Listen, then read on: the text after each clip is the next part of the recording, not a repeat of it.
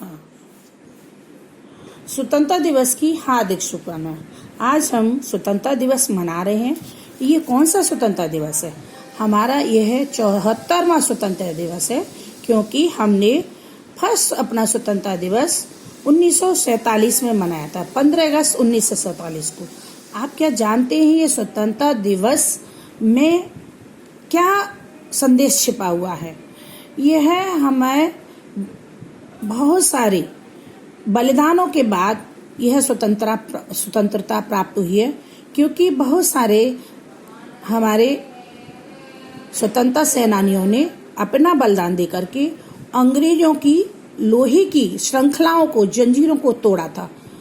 और इसमें हम उसी तरह से हम जकड़े हुए थे, जैसे पिंजरे में एक पंछी जकड़ा हुआ रहता है, चाहे उसे कितने ही भोग दिए जाएं, यानी अच्छे अच्छे भोजन प्राप्त कराए जाएं, चुगा दिया जाए, किंतु वह फिर भी वह खुश नहीं रहता। जब वह पिंजरे को उसे से स्वच्छंद कर दिया जाता है तो पूरे नवव्योम में वह स्वच्छंद घूमता है और अपने पर फैलाए हुए अपने स्वतंत्रता का एहसास कराता है। और इसी तरह से हम देखते हैं कि जब हमें स्वतंत्र रूप से अपना जीवन जीने की, हमें किसी के द्वारा, हम किसी के अंदर रहकर, किसी के परवश में रह कर के हम काम करते हैं तो हमें उतना उत्साह नहीं होता है, किंतु उसी को हम जब स्वतंत्र रूप से काम करते हैं तो हमारा उत्साह और उमंग अति और से और ज्यादा बढ़ जाती है। आपने देखा होगा कि स्वतंत्रता के लिए कितने बलिदान दिए गए। अब इसमें हमने देखा कि हमारे, क्या आप जानते हैं कि जैसे स्वतंत्रता सेनानी हमारे बलिदान दे करके हमें स्वतंत्र भारत को स्वतंत्र कराया, तो उसमें क्या हमने कोई विशेषता पाई? इसमें कुछ विशेषता है। क्या विशेषता है? कि जो हमारा ध्वजारोहण है, उस ध्वजारोहण को हम देखते हैं कि स्वतंत्रता दिवस के पर्व पर यह कैसे मनाया जाता है कि और गणतंत्र दिवस पर कैसे मनाया जाता है। इसमें दोनों में ही अंतर है।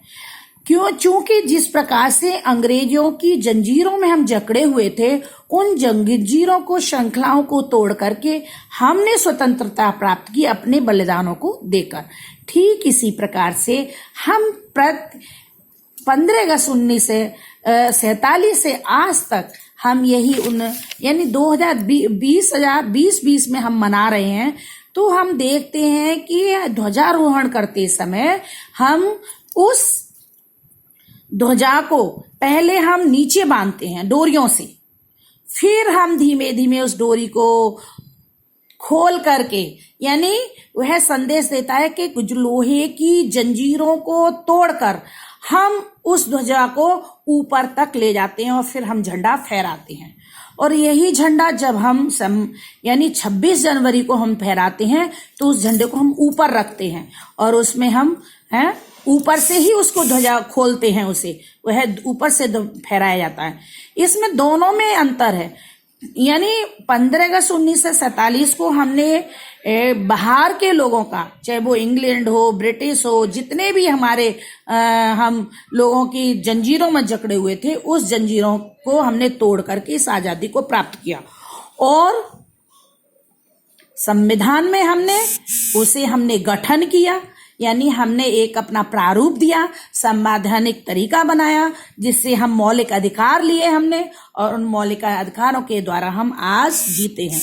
तो इस प्रकार से स्वतंत्रता दिवस बताता है कि हमें स्वच्छंदता से किया गया कार्य हम निष्पक्ष भाव से कर करके हम ऊंचे तक जाते हैं और हमें संतोष होता है। संतोष इस बात का होता है कि जो हमने काम किया है, हमने प्रयास किया है, उससे हम खरे हैं। और हमें दूसरों को तो लोग हमें सम्मानित दूसरे लोग करते ही हैं, साथ में हम स्वयं भी अपनी भावनाओं को सम्मानित करते हैं। इस प्रकार से हम चाहते हैं कि सभी लोग इस सम्मान के साथ जिएं जो आज हमें प्रेरणा दे रहा है। और हमारे प्रधानमंत्री दामोदर दास जो मोदी जी हैं, उन्होंने भी हमें यही संदेश दिया है कि हम स्वच्छ भारत बनाएं, स्वतंत्र भारत में जिएं, जिसके लिए हमें कितने ही कठिन प्रयास करते रहें। इसी प्रकार से विद्यार्थी जीवन में हम कोरोना के जीवन में जी रहे हैं, किंतु अभी भी हमें यही प्रयास करना है कि हम अपने भावों को, अपने मनोबल को बढ़ाएं, अपना मनोबल तोड़े नहीं। मनोबल तोड़ने से हम कमजोर होते हैं। हमारा मनोबल यदि मजबूत रहेगा तो हम कोई भी कठिनाई आएगी उसे हम ऐसे ही पार कर लेंगे आराम से, और हम धीमे धीमे उन्हीं सीढ़ियों पर फिर चढ़ते हुए अग्रसर हो जाएंगे और अपने लक्ष्य को प्राप्त होंगे। इन्हीं शब्दों के साथ मैं अपने शब्दों को विराम देती हूँ और आज के स्वतंत्रता दिवस पर पुनः आपको बधाई देती हूँ, क्योंकि हमारा भारत देश सोने की चिड़िया कहलाया है। और इसी उपलक्ष्य में मैं आपको कुछ बता रही हूँ। दो ही कड़ियाँ सुनाऊंगी, कि ये पहले की पुरानियाँ मुझे बहुत प्रिय हैं।